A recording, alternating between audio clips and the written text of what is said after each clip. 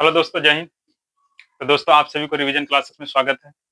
तो जैसा कि हम लोग 10th क्लास से कर सकते हैं कि जो पॉलिटिकल साइंस है ना, जिसे पॉलिटी भी कहते हैं सिंपल तरीके से, तो उसका पहला लेसन हम लोग रिवीजन कर रहे हैं। उसमें हम लोग कुछ ऐसे प्रश्न हैं जिसको हम लोग देखे थे, और एक कर सकते हैं कि जो टॉपिक था इसका छूट गया था, उसको हम लोग आज देखते हैं। और वो क्या है? हालांकि इस चैप्टर का नाम है लोकतंत्र में सत्ता की भागीदारी, है ना। तो हम लोग देखे थे कि लोकतंत्र में सत्ता की भागीदारी किसे कहते हैं। तो शासन में जनता का जो कह सकते हैं कि अधिकार होता है, उसे उसी उसको क्या कहते हैं? लोकतंत्र में सत्ता की भागीदारी। तो एक टॉपिक है जिसका नाम है लोकतंत्र लोकतंत्र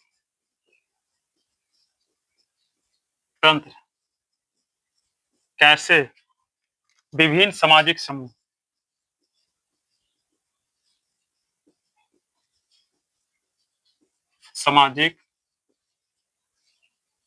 समूहों को सन्निहित करता है।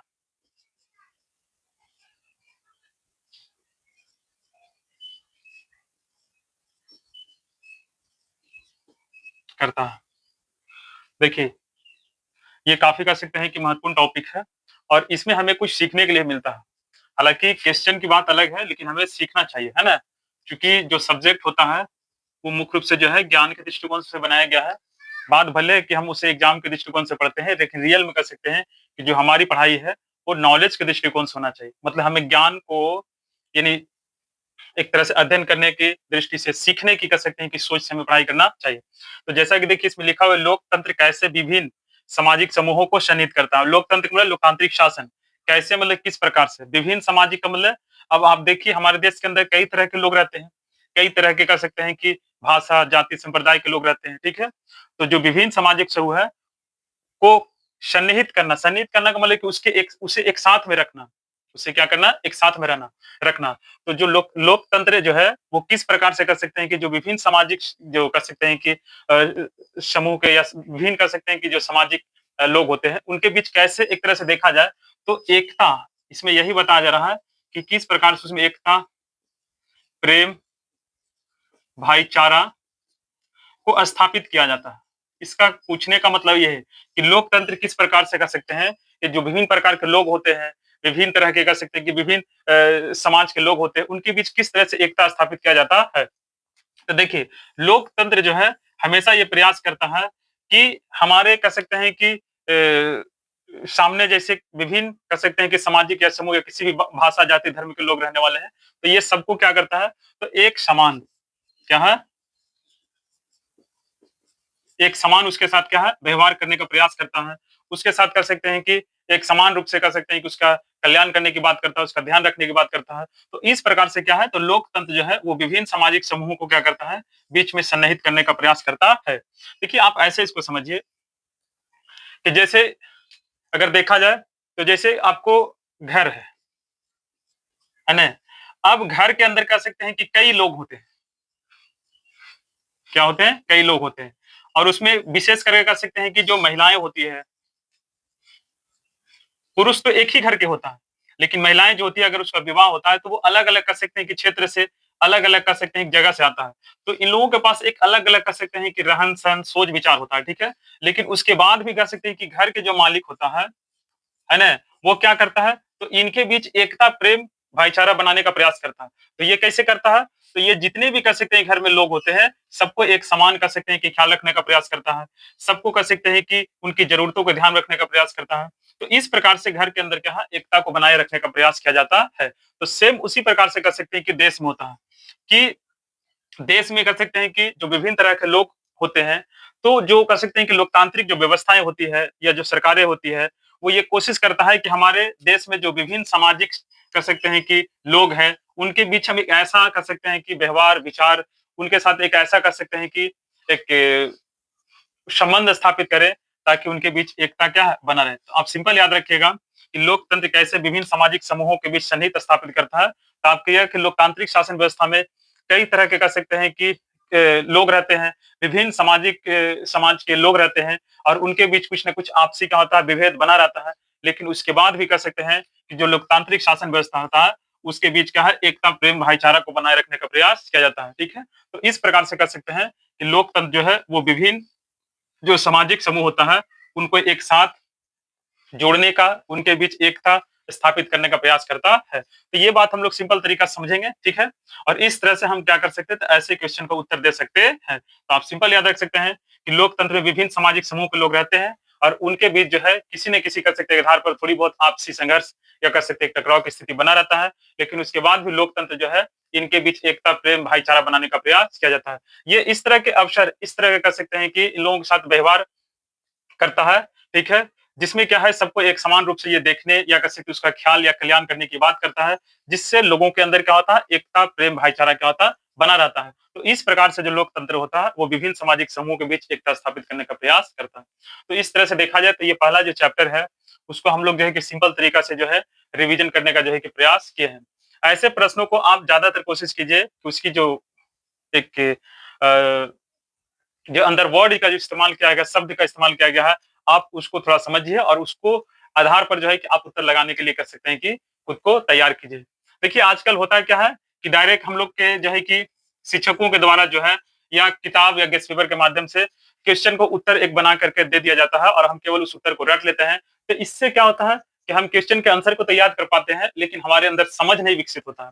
इसलिए हमें कोशिश करना है कि डायरेक्ट क्वेश्चन को रटे नहीं, डायरेक्ट किसी आंसर को रटे नहीं, हमें क्या करना है उसको समझने का प्रयास करेंगे, ठीक है? तो ताकि जो है कि हमारे अंदर समझ क्या है बढ़ सके, ठीक है? तो आप इसको 1-2 बार पढ़िएगा तो आपको आसानी से समझ में आ जाएगा कि यहाँ पर हमसे कहा क्या जा रहा है। तो यहाँ कहा जा रहा है लोकतंत्र कैसे विभिन्न सामाजिक समूहों के बीच सन्निहित करता है, मीन्स उसको के बीच एकता या उसे एक साथ कर सकते हैं कि रखने का प्रयास करता है। तो लोकतंत्र में कह सकते हैं कि विभिन्न सामाजिक समूह के लोग रहते हैं और उनके बीच कुछ न कुछ आपसी टकराव या विभेद बना रहता है, लेकिन उसके बाद भी लोकतंत्र जो है इनके बीच क्या है एकता स्थापित करने का प्रयास करता है। तो वो कैसे करता है?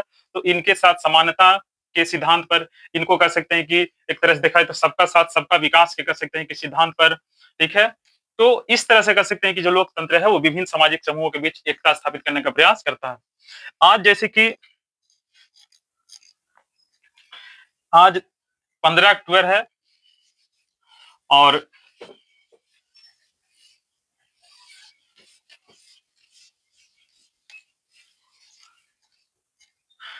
आज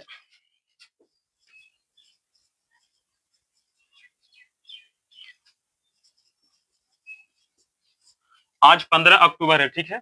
और आज का दिन कह सकते हैं कि हमारे लिए कह सकते हैं कि बहुत महत्वपूर्ण दिन है। देखिए, अगर सिंपल तरीका से देखा जाए, तो हमारे लिए कह सकते हैं कि हर एक दिन जो है, वो एक तरह से महत्वपूर्ण दिन के रूप में होता है, क्योंकि हम हर एक दिन कुछ न कुछ क्या कर सकते हैं, सीख सकते हैं और हम अपने जीवन में आगे बढ़ सकते हैं। इसलिए हमें हर एक दिन को अपने जीवन का एक महत्वपूर्ण दिन समझना चाहिए। आज तो देखा जाए 15 अक्टूबर जो है, वो विशेष करके कह सकते हैं कि ये दिन जो है, वो आपको डॉक्टर एपीजे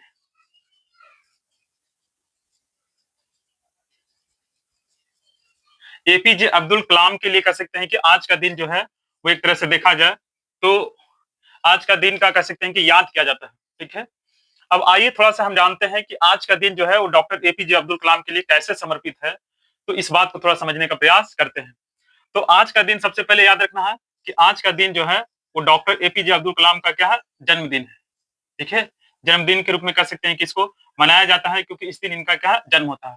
और आज के ही दिन कह सकते हैं कि वर्ल्ड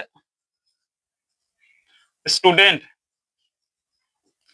डे के रूप में भी मनाया जाता है, ठीक है? अब इसको देखिए याद रखना बहुत आसान है, क्योंकि डॉक्टर एपीजे अब्दुल कलाम थे, वो छात्रों से काफ़ी ज़्यादा प्रेम करते थे, मीन्स स्टूडेंट्स उनको काफ़ी ज़्यादा लगाव था। वो भले कह सकते हैं कि वो एक साइंटिस्ट थे, लेकिन साइंटिस्ट होने के बाद भी वो ज़्यादातर जो है, वो विद्यार्थियों के साथ किसके साथ? विद्यार्थियों के साथ वो रहना पसंद करते थे और विद्यार्थियों के बीच में वो रह करके कह सकते हैं कि विद्यार्थियों के साथ जो है बहुत अच्छी-अच्छी कह सकते हैं कि जो उनके पास ज्ञान था, वो विद्यार्थियों से शेयर करते थे और विद्यार्थियों से वो बहुत कुछ जानने का प्रयास भी करते थे। तो देखा जाए तो डॉक्टर एपीजे अब्दुल कलाम जो है, वो देखा जाए तो ये एक ऐसे व्यक्ति थे, ठीक ना? जो अपने देश और कह सकते हैं कि इस दुनिया के लिए कह सकते हैं कि एक तरह से समर्पित थे। और वास्तव में देखा जाए तो जो व्यक्ति देश और दुनिया के लिए समर्पित होता है, वही व्यक्ति इस कह सकते हैं कि संसार में एक तरह से देखा जाए अमर होता है।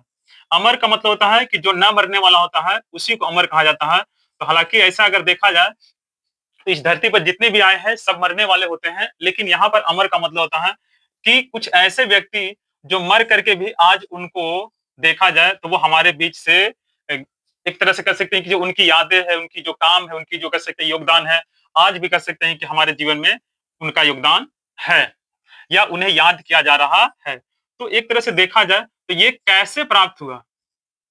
ये कैसे प्राप्त हुआ? ठीक है? तो देखिए थोड़ा-सा हम लोग यहाँ पर सिंपल समझते हैं। देखिए आजकल है क्या? हम लोग केवल जो है कि डॉक्टर एपीजे अब्दुल कलाम करते हैं, लेकिन हम लोग केवल उनकी मूर्तियों का, उनकी तस्वीरों का ध्यान में रखते हैं या किसी भी कह सकते हैं कि जो बड़े-बड़े कह सकते हैं कि जो महापुरुष हुए, ठीक है? जैसे डॉक्टर कह सकते हैं कि भीमराव अम्बेडकर हुआ, फिर स्वामी विवेकानंद हुए, फिर और भी कह सकते हैं कि उसी उन लोगों की तरह कह सकते हैं कि और भी ऐसे महान व्यक्ति जैसे आप देख सकते हैं चाणक्य वगैरह हो गए, ठीक है? अरिस्तु है और भी कह सकते हैं कि बहुत सारे ऐसे दुनिया में महान व्यक्ति हुए, ठीक है? हम लोग केवल क्या करते हैं कि व्यक्तियों की जो कह सकते हैं कि जो उनकी मूर्ति होता है, ठीक है? या उनकी जो तस्वीर होता है, ठीक है? हम उन उस वहीं तक क्या होते हैं, सीमित हो जाते हैं। यही हमारी सबसे बड़ी क्या है, भूल है। अगर देखा जाए तो इन लोग भी कह सकते हैं कि जब ये आए थे तो ये भी एक समान व्यक्ति के रूप में थे, लेकिन इन लोग इन ये सब व्यक्ति जो थे, वो ज्यादातर कह सकते हैं कि कर्म को कह सकते हैं कि प्रधान दिए। किसको महत्व दिए? कर्म को महत्व दिए। यानी ये सब ऐसे व्यक्ति थे जिन्होंने कह सकते हैं कि एक तरह से देखा जाए तो ज्ञान का बहुत ज्यादा महत्व दिए। ये जिन व्यक्तियों को इन लोगों ने कह सकते हैं कि पढ़ा, देखे, तो उन व्यक्तियों को केवल तस्वीर तक ये सीमित नहीं रहे, उन व्यक्तियों की जो शिक्षा था, ज्ञान था, वहां तक इन लोग पहुंचने का प्रयास किए, तब जाकर के इन लोग जो है कि एक महान व्यक्ति के रूप में क्या है, बने। तो मेरा यहाँ पर कहना है कि हमें व्यक्तियों के केवल तस्वीर और उनकी कह सकते हैं कि मूर्तियों की पूजा करने से हमारे जीवन का कल्याण होने वाला नहीं है। हमें उनके द्वारा बताई गई जो ज्ञान है, उनके द्वारा दी गई जो शिक्षा है, उस पर हमें चलना बहुत जरूरी है। तो हमें आज कह सकते हैं कि डॉक्टर एपीजे अब्दुल कलाम का कह सकते हैं कि जन्म दिवस है। तो हमें डॉक्टर एपीजे अब्दुल कलाम की कह सकते हैं कि जो शिक्षा था, जो उनकी कह सकते हैं कि सोच था, उनका जो कर्म था, हमें उसको जानना बहुत ज़रूरी है, ठीक है? कि वो एक किस तरह के व्यक्ति थे, उनकी सोच कैसा था, उनका काम कैसा था, वो किस प्रकार से अपने देश के लिए समर्पित थे, तो हमें वहाँ से क्या है, सीखना है। डॉक्टर एपीजे अब्दुल कलाम को हम मिसाइल मैन के नाम से भी जाना जाता है, ठीक है?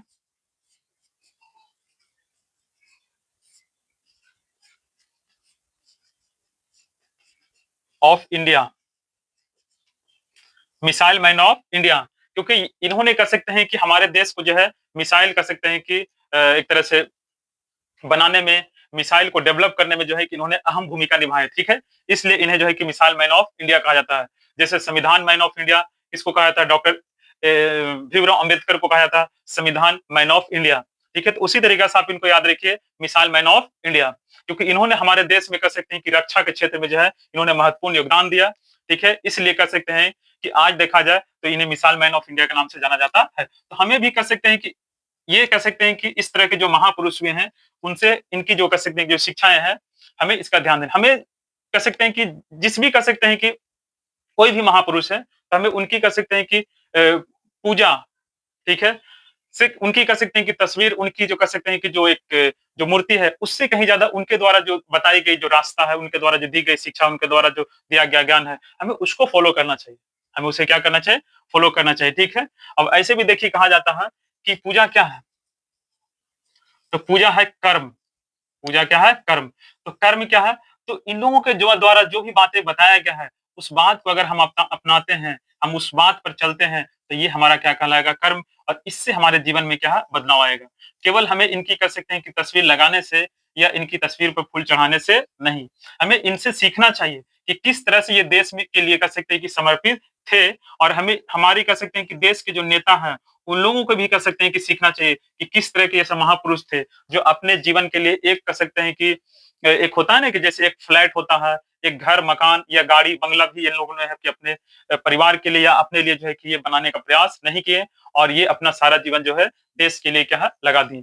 तो आज के जो बड़े-बड़े कह सकते हैं जो नेता है, ठीक है? उनको भी इन लोगों से सीखना चाहिए कि असल में कह सकते हैं कि देश प्रेम की अगर बात किया जाए या देशभक्ति की बात की जाए या सेवाओं की बात की जाए, तो इन लोगों से सीखना चाहिए, ठीक है? तो फिर आज की कह सकते हैं कि जानकारी कैसा लगा ये हमें कमेंट करके आप बता सकते हैं। तब तक के लिए जय हिंद।